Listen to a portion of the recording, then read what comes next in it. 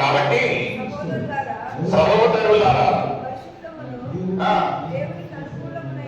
దేవునికి దేనికి ఎవరికి అనుకూలంగా అంటండి? దేవునికి అనుకూలంగా. మన యొక్క జీవితాలలో మనం ఎక్కువ శాతం ఏం చేస్తామంటే మనుషులకు, మన యొక్క బంధువులకు, మన యొక్క స్నేహితులకు అనుకూలంగా కదా, మన యొక్క స్నేహితులకు, బంధువులకు సమయానికి అనుకూలంగా మన యొక్క జీవితాలను మన యొక్క కదా ఎన్నో మాటలైంది. ఎక్కడ చూసినను దేవుడు అనేది ఎక్కడనో కనపడదండి. మన యొక్క హృదయాలలో మనం అందరికీ అనుకూలంగా ఉండాలి అనుకుంటామేమో కానీ దేవునికి ఇచ్చే ఒక ప్రాముఖ్యత ఎక్కడిది? ఆఖరి ప్రాముఖ్యత. అందుకనే ఇక్కడ పౌలు భక్తుడు ఒక ఏమంటా అంటున్నాడంటే, సహోదరులారా, ఒక ఈజ్ నాట్ కమాండింగ్, కమాండ్ చేయటం లేండి, ఏం చేస్తా ఉంటున్నాడు? ప్రలాపిస్తా ఉంటున్నాడు. Is requesting you people. మన ఒక ఆత్మీయ జీవితాలను మనము దేవునికి అనుకూలంగా ఆ ఒక 20వ వచనంలో ఏమంటారు? 2వ వచనం ఏమంటున్నదండి? 2వ వచనం మీరు ఈ లోక మర్యాదను దయతో ఎవరు చదువుతారో మైక్లో చదవండి.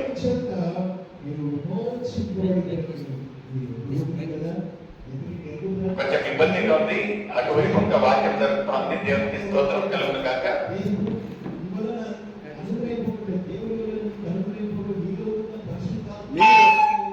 మీరు ఈ లోక మర్యాదను అనుసరింపక ఉత్తమమును అనుకూలమును సంపూర్ణమైన దేవుని చిత్తమేదో, దేవుని చిత్తము మనం ఏం చేస్తామంటే ఈ యొక్క లోక రీతిగా అనుసరించి మన యొక్క జీవితాలను చూపించుకుంటాం కదా. ఎన్నో మార్లు అలా ఉంటుంది. మన యొక్క ఆత్మీయ జీవితాలు ఎలా ఉంటున్నాయి అంటే, ఫస్ట్ లోక రీతిగా మనం ఎలా ఉంటున్నది, మన ఉద్దేశం ఏముంటున్నది, మన చిత్తం ఏముంటున్నది అని తెలుసుకున్న తర్వాత ఎక్కడికి పోతాం మనము? దేవుని చిత్తం దగ్గరికి. అయితే ఇక్కడ ఏమంటా ఉంటున్నాడు పౌలు భక్తుడు అంటే, లోక రీతిగా కాకుండా దేవుని చిత్త ప్రకారంగా మన ఒక జీవితాలను మనం రూపించుకుంటా ఉంటున్నామా లేదా అనేది ఒక ప్రశ్న నీకు నాకు అయితే ఉంటున్నది. ఎందుకంటే సహజంగా ఏమవుతుందంటే, మనం లోకంలో ఉంటున్నాం కనుక ఎక్కువ శాతం ఏం చేస్తామంటే లోకరీతిగానే ఆలోచన చేస్తాము. అరే నేను ఇట్లా మాట్లాడితే ఏమవుతుందో, నేను ఇట్లా ప్రవర్తిస్తే ఏమవుతుందో, నన్ను ఏమనుకుంటారో, లోకం హేళన చేస్తారేమో, నవ్వుతారేమో, ఆశయం చేస్తారేమో అంటాం. కానీ దేవుని చిత్త ప్రకారంగా నా ఒక జీవితం ఉంటున్నదా, నా ఒక నడివడిగా దేవుని చిత్త ప్రకారం ఉంటున్నదా అనేది మాత్రము మనము ఆలోచన చేయాలి. ఎంత బాధకరమైన ఒక విషయం అంటే, ఒక సృష్టికర్త ఏమవుతుంది, ఏమనుకుంటాడు అనే ఒక సృష్టి ఆలోచన చేయటంలో సృష్టి గురించి ఆలోచన చేస్తా ఉంటున్నాం కానీ సృష్టికర్తను పక్కన పెట్టేస్తా ఉంటున్నాం.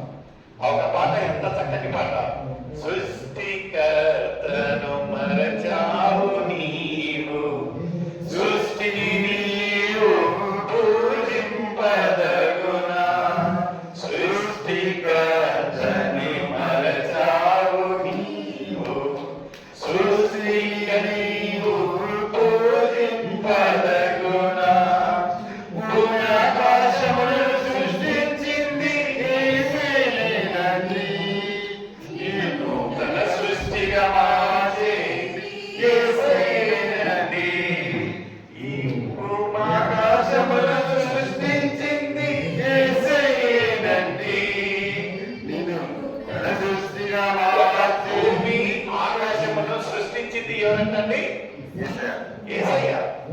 మనం అలాంటి ఒక గొప్ప సృష్టికర్తను మరిచి సూర్యుని మరుస్తాము, సృష్టిని పూజిస్తాం. నిజంగా ఒక అన్యులుగా చేయడంలో ఏం తప్పు లేదండి. ఎందుకంటే వాళ్ళకు వాస్తవం తెలియదు, సృష్టికర్త ఒక గొప్పతనం తెలియదు. అయితే మనము ఆత్మీయులుగా, దేవుని బిడ్డలుగా, ఒక విశ్వాసులుగా ఉన్నవాడ మనము సృష్టికర్తను పక్కన పెట్టేసి ఒక సృష్టిని పూజింపజేయడము ఎంత ఏమంటారంటే బాధకరమైన ఒక విషయం. ఇక్కడ ఉన్న లేఖనాలలో పౌలు భక్తుడు చెప్పే మాటలు ఏమంటున్నారంటే లోకరీతిగా కాకుండా మనము దేవుని చిత్త ప్రకారంగా మన యొక్క జీవితాలు ఉంటున్నాయా లేదా అని పరిశీలించి పరీక్షించండి అంటా ఉంటున్నారు. ఈ రోజు మనం ఒక ఆత్మీయ జీవితాలను మనం పరీక్షించినట్లయితే నిజంగా ఆ రోజు పౌలు భక్తుడు చెప్పిన రీతిగా బ్రతుకుతే క్రీస్తే, మరణిస్తే నాకు లాభం. నిజంగా లాభంగా ఉంటున్నది మన ఒక జీవితాలు. మన జీవితాలు లాభం అనేది ఎప్పుడు చెప్పగలుగుతామంటే మన ఒక సిద్ధపాటు, మన ఒక ఆత్మీయ సిద్ధపాటు నిజంగా దేవునికి ఇష్టకరంగా ఉన్నట్లయితే అప్పుడు మనము గట్టిగా చెప్పగలము. ఏంటంటే ఈ రోజు నాకు ఏమన్నా అయినట్లయితే నేను క్రీస్తులో లేకపోయినా దేవుడు ఏమన్నా ఇంకొక రోజు నాకు ప్రసాదించినట్లయితే దేవుడు కొరకై నేను పాకులాడతాను. చూడండి ప్రియమైన సోదరుడా, కొన్ని మందిని ఎంత పిచ్చి భక్తులంటే లేచినను, కూర్చున్నాను, పనుకున్నాను, ఏమి చేసినను ఏం చేస్తూ ఉంటారంట, దేవుని యొక్క ధ్యానం, దేవుని గురించే మాట్లాడతారు. లోకరీతిగా ఏమంటున్నారంటే వాళ్ళు చెప్పే మాటలు ఏమంటున్నాయంటే ఈ యొక్క పక్షులు విత్తుతాయండి, వాటికి కూడా నీటి ఉండవు, ఏముండవు. అయినను దేవుడు వాళ్ళని చూసుకుంటా ఉంటున్నది కదా. దేవుడు వాటిని చూసినప్పుడు మనము వాటికంటే శ్రేష్టంగా ఉంటున్నాము. అప్పుడు దేవుడు మనల్ని అన్యాయం చేస్తున్నాడు. నిజంగా ప్రియమైన సోదరుడా, ఇక్కడ ఒక పౌర భక్తుడు ఎంత చక్కగా మన ఒక ఆత్మీయ జీవితం గురించి చెప్తా ఉంటున్నాడు. ఎలా ఉంటున్నది మన ఒక ఆత్మీయ జీవితము? నిజంగా మనం లోకరీతిగా ఉంటున్నామా, లేకపోతే దేవునికి ఇష్టకరమైన ఒక జీవితాన్ని జీవిస్తూ ఉంటున్నామా అనే ఒక ప్రశ్న నీకు నాకు.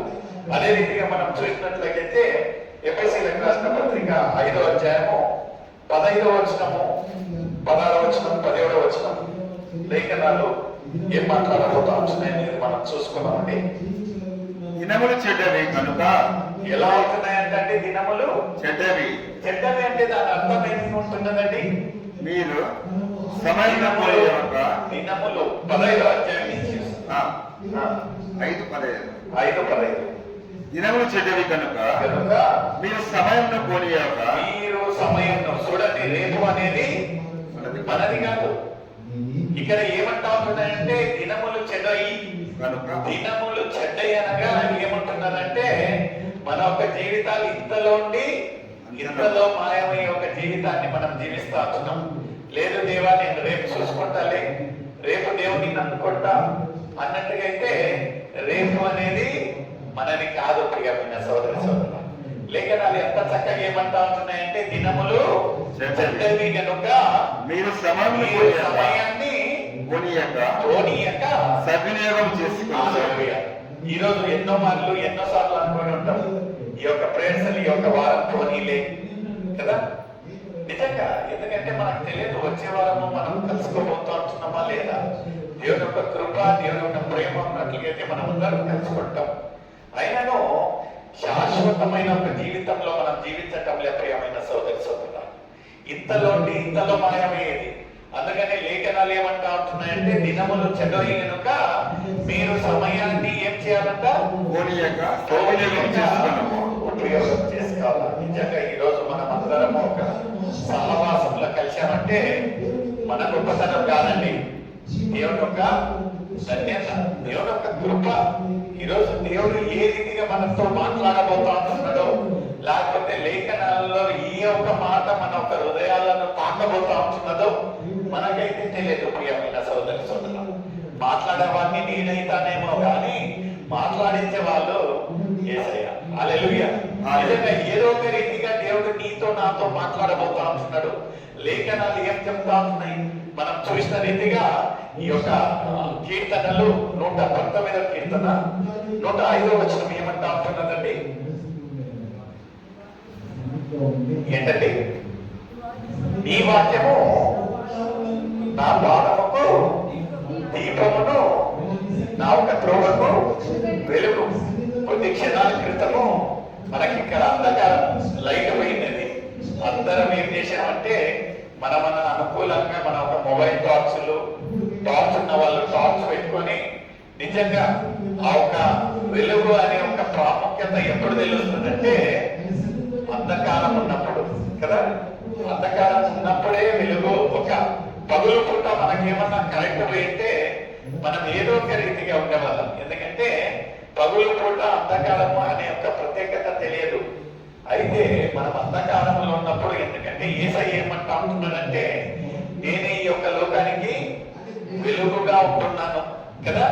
మన ఒక దేవుడు ఏం చేశాడంటే ఈ యొక్క వాక్యమును, ఆయన యొక్క మాటలను, ఆయన యొక్క లేఖనాలను మనకు ఇచ్చినప్పుడు మనం ఏం చేయాలంటే దీన్ని దిననిత్యము నెమరవేయాలి. నెమరవేయాలంటే ధ్యానించాలి. మనం ధ్యానిస్తా ఉంటున్నాము. ఎందుకంటే సమయము ఏముంటున్నదంటే దినములు చెడ్డయి. ఎందుకంటే ఈ రోజు ఏమైతే ఈ యొక్క లేఖనాలు మనకు ఇంత ఈజీగా అందుబాటులో ఉంటున్నాయో రాబోయే రోజులలో బైబిల్ దొరకవండి. ఒక కరువు కాలం రాబోతా ఉంటున్నది. దేవుని లేఖనాల గురించి ఒక బైబిల్ మన ఇళ్లలో ఏమైతే 3-4 కాపీలు ఉంటున్నాయో రాబోయే రోజులలో ఒక్క పేపర్, ఒక్క వచనం దొరకదు మనకు. అందుకని ఏం చేయాలంటే ఎప్పుడు వెలుగు ఉంటున్నదో అప్పుడే మనము మన యొక్క ఇళ్లను చక్క వెనుకోవాలి. అంటే ఎప్పుడు మనకు ఈ యొక్క లేఖనాలు అందుబాటులో ఉంటున్నాయో అప్పుడే మనం ఏం చేయాలంటే దీన్ని ధ్యానించాలి, దీన్ని నెమరవేయాలి. ఎందుకంటే మన ఒక జీవితంలో ఎలాంటి ఒక సమస్య వచ్చినను ప్రతి ఒక్క సమస్యకు పరిష్కారం ఎక్కడ ఉంటున్నదంటే ఈ యొక్క లేఖనాలలో ఉంటున్నది. ఎందుకు నా ఒక జీవితంలో అలాంటి ఒక ఏముంటున్నదంటే నా ఒక జీవితంలో ఎందుకు ఆశీర్వాదాలు లేవు, ఎందుకు నా ఒక జీవితంలో మార్పు లేదు, ఎందుకు నా ఒక జీవితం ఇంకా అంధకారంలో ఉంటున్నదంటే మనం ఏం చేయమంటే ఈ యొక్క లేఖనాలను నెమరవేయం. కొన్ని మంది అనొచ్చు నాకు చదివే రాదే, నేను ఎలా నెమరవేసేది. నేను ఒక చిన్న ఉదాహరణ చెప్తానండి. ఇది జరిగిన ఒక విషయము ఎక్కడంటే తంజావూరులో, తమిళనాడు తంజావూరులో జరిగిన ఒక విషయము. ఏముంటున్నదంటే ఒక అమ్మగారు పల్లీలు అమ్ముకునే అమ్మగారు. పల్లీలు అంటే ఏంటంటే శేంగా అమ్ముకునే